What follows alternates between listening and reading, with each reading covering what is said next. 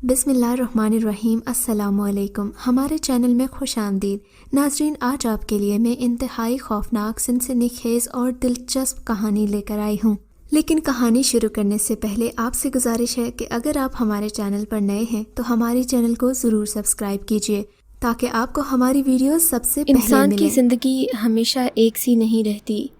मैं भी पहले कभी एक गरीब घराने में पैदा होने वाली मामूली सी लड़की हुआ करती थी, जो अपने माँ बाप की बात मानते हुए, उनके नक्शे कदम पर चलते हुए भीख मांगने जाती थी। भीख मांगना हमारा ख़ानदानी पेशा था। हम लोगों को इसके सिवा कुछ आता भी न था। मेरे 3 बहन भाई और भी थे, वो भी माँ बाप की तरह यही काम करते थे। हम सुबह सुबह अपने घरों से निकलते, हमारे पास अपने अपने कशकोल होते और हम मुख्तलिफ़ इलाक़ों में फैल जाते। हम सब की अलग अलग जगह मुकर्रर थीं।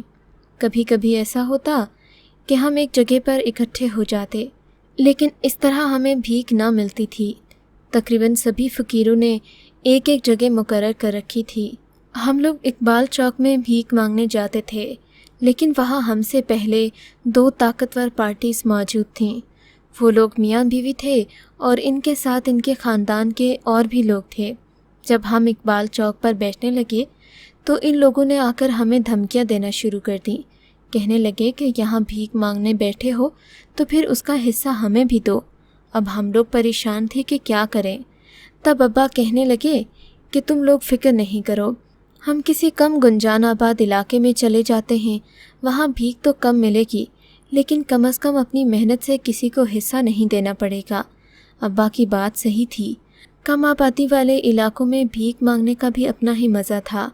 यहाँ पर ज़्यादातर अमीर लोग रहते थे और बाज़ लोग ऐसे सखी दिल भी थे कि एक ही दिन में 1000 या 500 रुपये का नोट दे जाते। यूँ हम लोगों को पूरे दिन की मेहनत का सिला मिल जाता। ज़िंदगी ऐसे ही गुजर रही थी। एक दिन अब्बा की तबीयत कुछ ख़राब थी। मेरी बड़ी बहन उनके पास रुक गई। अम्मा भी इसी वजह से घर में ही थीं। आज भीख मांगने सिर्फ मैं और मेरा छोटा भाई निकले थे। भाई कहने लगा, मौसम ख़राब है, ऐसा करते हैं 2-3 घंटे बैठकर वापस घर चले जाएंगे। दुआ करो कि कोई अमीरज़ादा हमें एक ही बार में अच्छी खासी रकम दे दे। मैंने कहा, ऐसा तो आज तक नहीं हुआ, कम से कम दिन तक तो हमें बैठना ही पड़ेगा। हम बातें करते जा रहे थे कि एक कार हमारे सामने आकर रुकी। कार का रंग सफ़ेद था और उसमें काले कपड़ों वाला बाबू बैठा हुआ था। उसने हम लोगों को देखा तो 100-100 रुपये के नोट हमारी तरफ बढ़ा दिए। मैं और इनाम ये नोट देखकर खुश हो गए। इनाम कहने लगा कि अब काफ़ी रकम हो गई है, 200 रुपये में हमारे आज का दिन का खाना आ जाएगा। घर चलते हैं, मौसम नहीं अच्छा।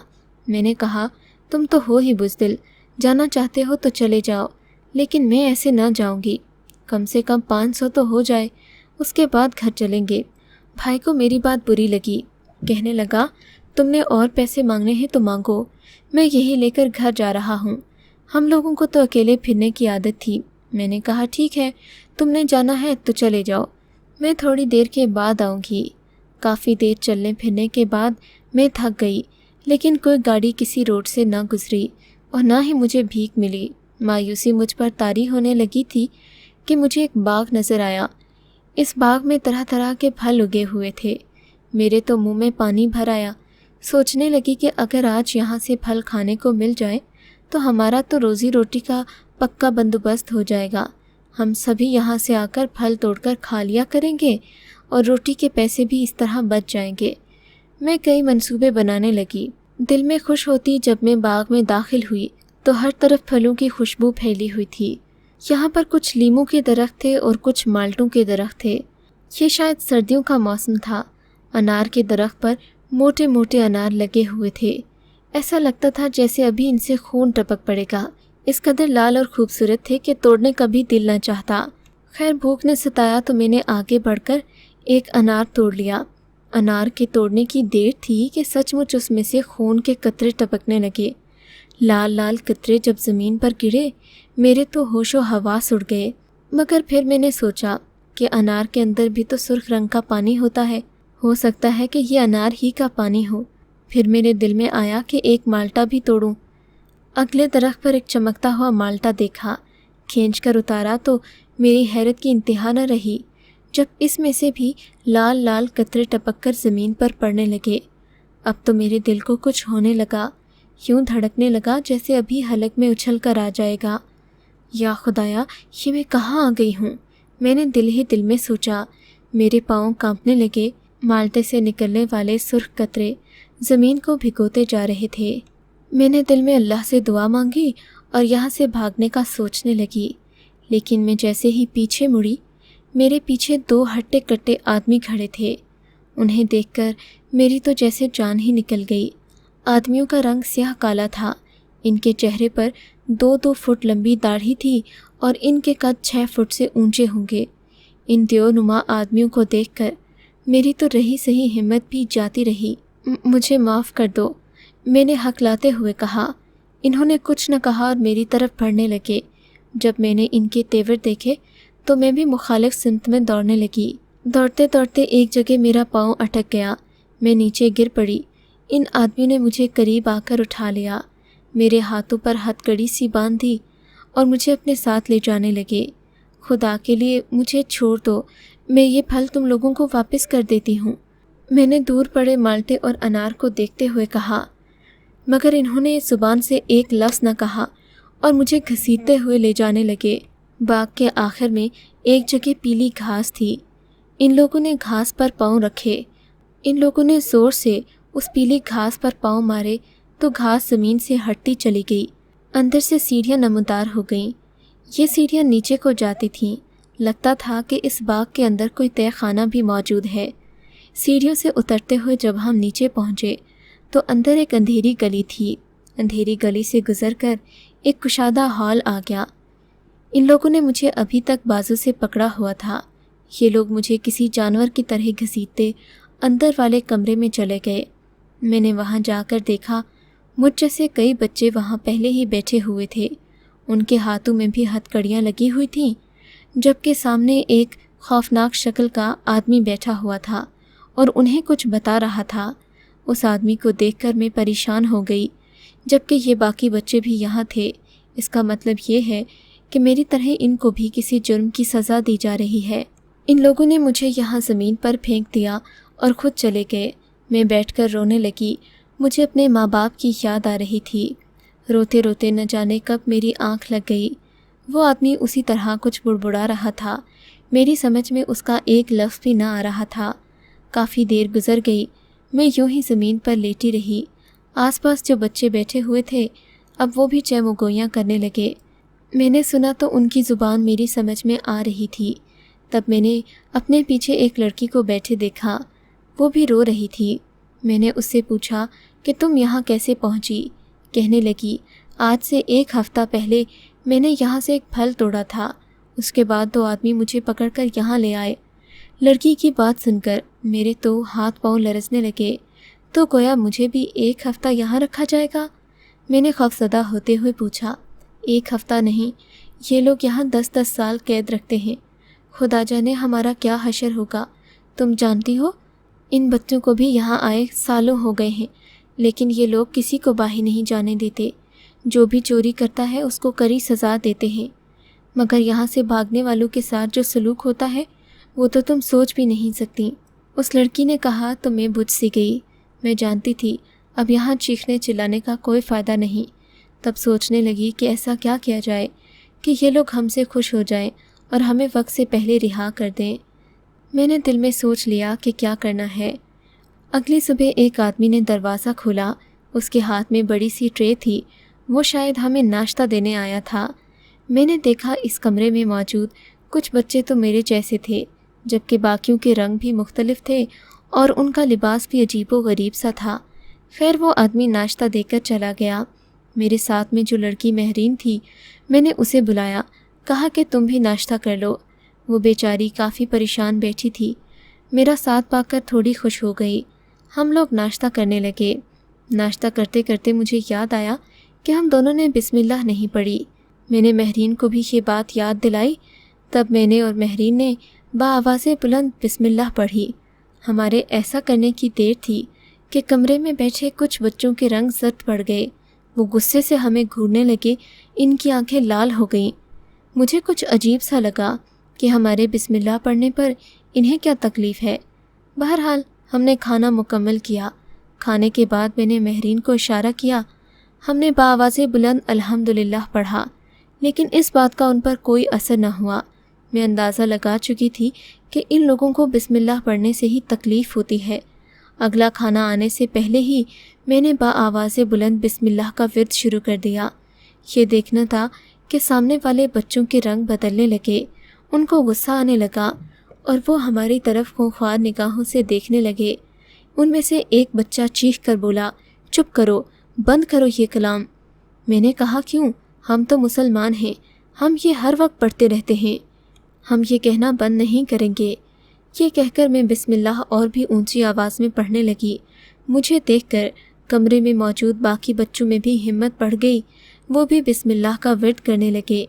ان لڑکوں کے، جو کہ ہم میں چند ایک کی تعداد میں تھے، چہرے پر غصہ بڑھنے لگا، گویا یہ ہمیں مارنا چاہتے تھے لیکن مار نہیں پا رہے تھے۔ پھر ہماری آنکھوں نے ایک عجیب منظر دیکھا۔ یہ لوگ چیختے چلاتے اس کمرے سے باہر نکل گئے جہاں پر ان لوگوں نے ہمیں قید کر رکھا تھا۔ ان کے باہر جانے کی دیر تھی کہ میں نے باقی بچوں کو بتانا شروع کیا، بچوں، یہ لوگ مجھے انسان نہیں لگتے، بلکہ یہ کوئی شریر جنات ہیں جنہوں نے ہمیں قید کر رکھا ہے۔ ہمیں چاہیے کہ ہم ان کے خلاف اپنے اللہ سے مدد مانگیں اور بآواز بلند جتنی دعائیں ہمیں آتی ہیں وہ پڑھنا شروع کر دیں۔ میں دعوے سے کہہ سکتی ہوں کہ یہ اللہ کے کلام کے آگے ایک منٹ نہیں ٹھہر سکتے۔ میرا کہنا تھا کہ کمرے میں موجود سبھی بچے بآواز بلند آیت الکرسی، بسم اللہ اور جو دعائیں انہیں آتی تھیں ورد کرنے لگے۔ ایسا کرنا تھا کہ ہمارے کمرے کی دیواریں لرزنے لگیں۔ لگ رہا تھا جیسے یہ بھی ہم پر آن گریں گی، مگر ہم تو اللہ کا ورد کر رہے تھے، ہمیں کسی چیز کا خوف نہیں تھا۔ کمرہ ہلتا رہا یہاں تک کہ ایک زوردار جھٹکے سے نیچے والا فرش زمین سے باہر آ لگا۔ اب ہم سب زمین کے اوپر کھڑے تھے۔ میرے آس پاس باقی ساتھی بھی موجود تھے۔ ہم لوگوں نے اللہ کا شکر ادا کیا۔ میرے ساتھ جو بچے کھڑے تھے وہ خوشی سے رونے لگے۔ ہم لوگوں کی نظر باغ پر پڑی تو یہ دیکھ کر حیرت کی انتہا نہ رہی کہ اس باغ میں نہ کوئی پھل تھا اور نہ ہی وہاں کوئی سبزہ زار اگا ہوا تھا۔ یہ تو ایک پتھریلی جگہ تھی جہاں پر آس پاس جھاڑیاں ہی جھاڑیاں تھیں اور کسی پھل کا دور دور تک نام و نشان نہیں تھا۔ یہ دیکھ کر میں بہت حیران ہوئی۔ باقی بچوں کو تو شاید یاد ہی نہیں ہوگا کہ وہ کہاں آئے تھے اور کہاں لائے گئے۔ مہرین تو 1 ہفتہ پہلے آئی تھی، اسے اپنا گھر یاد تھا۔ وہ فوراً سڑک پار کر کے اپنے گھر چلی گئی۔ میں بھی وہاں سے الٹے قدموں اپنے گھر لوٹی، پر مشکل دوڑتی دوڑتی اپنی بستی تک پہنچی۔ میں اپنے اماں ابا سے مل کر انہیں ساری کہانی سنانا چاہتی تھی، مگر یہ دیکھ کر مجھے سخت حیرت ہوئی کہ وہاں پر ہمارا گھر موجود نہیں تھا، بلکہ بستی میں سے کافی گھر بدل چکے تھے اور میرے گھر والوں کا تو نام و نشان ہی نہیں تھا۔ میں اپنے گھر کو جا کر دیکھنے لگی۔ گھر خالی پڑا تھا۔ مٹی سے بنے در و دیوار ایسے ویران ہو رہے تھے جیسے یہاں برسوں سے کوئی رہا ہی نہ ہو۔ کافی دیر اپنے گھر میں بیٹھی روتی رہی۔ میرے گھر والے 2 دن میں کہاں چلے گئے؟ سوچتے سوچتے ہلکان ہو گئی۔ تب میں نے سوچا کہ آس پاس پڑوسیوں سے پوچھتی ہوں، شاید گھر والے انہیں کچھ بتا کر گئے ہوں۔ اماں حجن سے پوچھا، جو ہمارے پڑوس میں ہی رہتی تھی۔ اس کا یہ گھر کافی پرانا تھا جو اس کے شوہر نے اسے بنا کر دیا تھا اور یہ اسی میں رہتی تھی۔ اس کے بیٹے شہر جا چکے تھے۔ اماں حجن کے گھر گئی تو وہ مجھے حیرت سے ملی، کہنے لگی، تو ویسی کی ویسی ہی ہے، بڑی نہیں ہوئی۔ میں نے اماں حجن کو حیرت سے دیکھا۔ کیا کہہ رہی ہو اماں؟ 2 دن میں بڑی کیسے ہو سکتی ہوں؟ میری بات پر وہ اور زیادہ حیران ہو گئی۔ بیٹی 2 دن بعد نہیں، تو آج پورے 5 سال بعد اپنے گھر لوٹی ہے، اور تو جانتی ہے تیرے ماں باپ تو یہاں سے چلے گئے۔ ان کو تو تجھے ڈھونڈنے میں کافی مشکل ہوئی، تجھے صبح شام ڈھونڈتے رہتے تھے۔ تیری ماں بیچاری بیمار ہو گئی اور باپ بھی پریشان تھا۔ وہ لوگ جانے کہاں گئے ہیں، یہ تو میں نہیں جانتی۔ ہم اگر جاتے جاتے مجھے ایک کاغذ دے گئے تھے کہ اگر شمو ہمیں ڈھونڈتی ہوئی ادھر آ جائے تو اسے یہ کاغذ دے دینا۔ میں نے اماں حجن سے کاغذ تو لے لیا، اس پر کچھ لکھا ہوا تھا، مگر مجھے پڑھنا نہیں آ رہا تھا۔ میں نے ایک دکاندار کو جا کر دکھایا، اس نے بتایا کہ اس پر گھر کا پتہ لکھا ہوا ہے۔ میں وہ پتہ پوچھتی پاچھتی اس گھر تک پہنچ گئی۔ گھر کا دروازہ بجایا تو اماں نے ہی دروازہ کھولا۔ مجھے دیکھ کر وہ خوشی سے پاگل ہو گئی، مجھ سے لپٹ کر رونے لگی۔ میں نے اماں کو بتایا کہ میں کہیں نہ گئی تھی، اس طرح ایک باغ میں داخل ہو گئی جہاں مالٹا توڑنے کی سزا میں مجھے اتنی اذیت دی گئی۔ اس کے بعد جب میں آئی ہوں تو تم لوگ اس گھر سے چلے گئے تھے۔ اماں میری بات سن کر حیران تھی، جبکہ میرے باقی بہن بھائی بھی مجھ سے مل کر بہت حیران ہوئے کہ میری عمر ویسی کی ویسی ہی تھی، میرے چہرے کے نقوش ہرگز نہ بدلے تھے، مگر وہ سب میری بات پر یقین نہیں کرتے۔ کہتے ہیں کہ تو ہمیں سچ نہیں بتاتی، حالانکہ حقیقت یہی ہے۔ اب میں انہیں کیسے یقین دلاؤں؟